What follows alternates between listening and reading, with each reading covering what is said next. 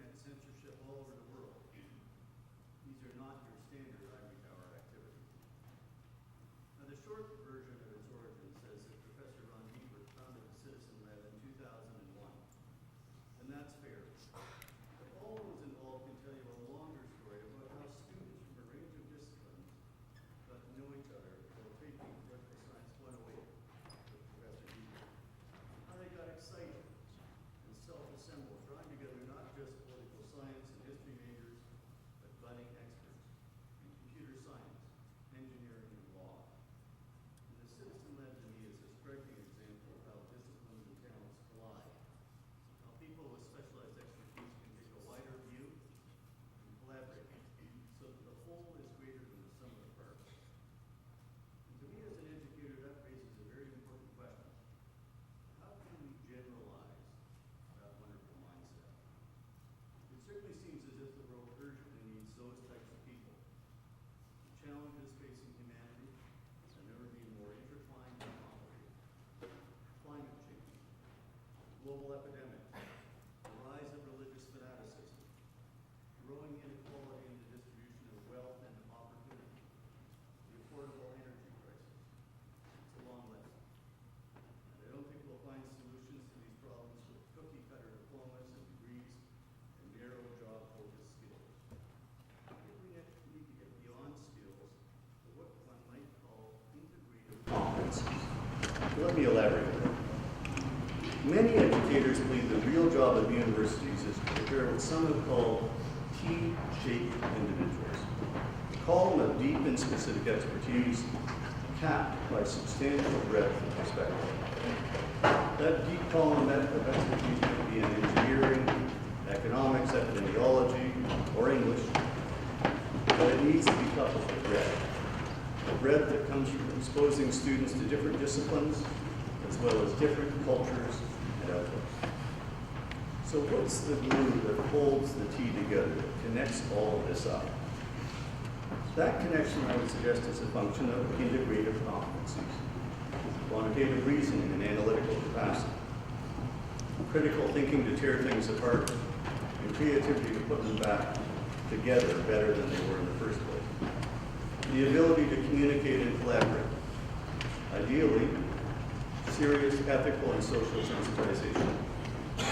These are competencies for a lifetime, for any job, and for every citizen. And certainly at the University of Toronto, and I believe in research-intensive universities all around the world, there is more and more interest in what can be done to ensure our graduates have breadth and depth, connected by these types of integrated competencies. To pick up the theme of TEDxYouth UTS, we are all now very interested in cross-pollination drivers and receptors. All of this, however, is happening in the face of a new digital reality. Today, facts are cheaper and more accessible than ever before. But people who can generate ideas and think creatively and critically are truly priceless. And that's a useful segue, I think, to the current digital trend in education. This is Paul Greaves, who teaches a MOOC. MOOC stands for a massively open online course where professors teach tens of thousands of students online. It's hard not to be excited by this movement. Education is the most powerful and progressive force in human history, and improving access to it is a wonderful development. But what's also exciting, I think, is this. It turns out that about 3/4 of instructors who have created or taught online courses report that they've been inspired to change the way they teach in person in the traditional classroom. This is a very unexpected and happy side effect. So more generally, we're all now grappling with how to blend these digital tools with more traditional pedagogy. Why would you do that? Why not stay online? Well, you can sit home in your pajamas, watch a lovely digitized presentation online, complete with animation and self-testing questions. Afterwards, you might even do better on a multiple choice examination. But that's no substitute for being in a classroom debating an issue with 25 other smart undergraduates or UTS students. You say something in that setting that's not very persuasive, you get gently or or not so gently pounded. Then you go away and reflect on your ideas and how to express them better. I think human beings ultimately need this kind of in-person interaction in role development. So in that respect, perhaps the real benefit of MOOCs may be that they liberate us from the tyranny of information transfer. They replace the old broadcast mode of education and instead allow professors and teachers of all sorts and students to spend more time interacting with each other in ways that promote some of those integrated competencies I mentioned a few minutes ago. But let me move on, because I think increasingly the real question for educators is that whether we deliver content online or in person. I think we have to start asking ourselves whether and how we might go deeper and start using the emerging insights of brain science to revolutionize education right across the life course. Let's start with the phenomenon familiar to us all. Why do things go viral? Why did that peculiar horse riding dance conquer the globe? And why, nearly 40 years after I stopped thinking about geometry, does this old egghead find Weihart's doodle math introduction to Stravinsky's triangle so compelling? I have no idea how to answer these questions, but my brain might tell you, even if it can't tell me. So bear with me for a few minutes as I try to go beyond technical skills and deep columns of expertise. We look beyond the unifying glue of integrated competencies to something that might seem zany at first: the potential to rewire our brains. Not just in universities and colleges, of course, but earlier and later in life. There's no question that advances in neuroimaging have propelled our understanding of brain science and the mechanisms of learning, coping, and adaptation. Children and adolescents, for example, we know are not just smaller adults. They have different brains. And some of the imaging results are truly remarkable. Okay, on a more serious note, imaging studies tell us that male and female brain development varies dramatically. Perhaps not a big issue here at UTS with its collection of highly selected and gifted students of both sexes. But on average, there's a pattern of seriously delayed brain maturation for males, and that may explain why in so many parts of the world, 55% or more of the students entering universities are now women. For one, I don't see educators and policymakers responding strategically to those scientific data or their massive social implications. Now, next I want to show a time-lapse movie compressing 15 years of brain development into 6 seconds. Green areas on the slide contain more gray matter, blue areas less. And you'll see that as we age, the amount of gray matter, our receptor and processing capacity, actually increases. I'm being harassed to use the mic here, so I now have to be ambidextrous. This is brain training, so I hope this is working. There we are. Fantastic. If you have a look at these changes, the decrease in gray matter represents the removal of short circuits.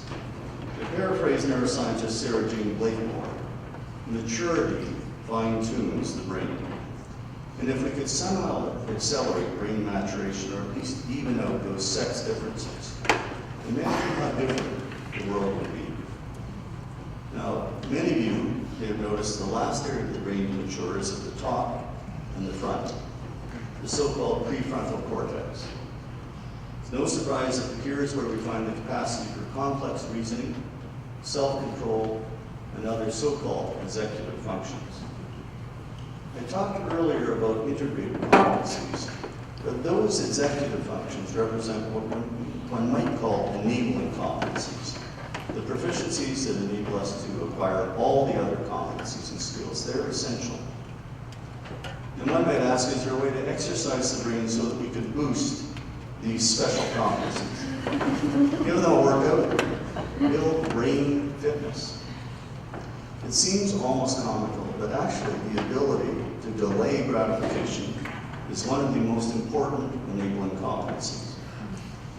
And here we have some very strong evidence from the famous Stanford marshmallow experiment, sometimes called the cookie test, first performed in the early 1970s and often replicated. Eat one cookie or wait for two.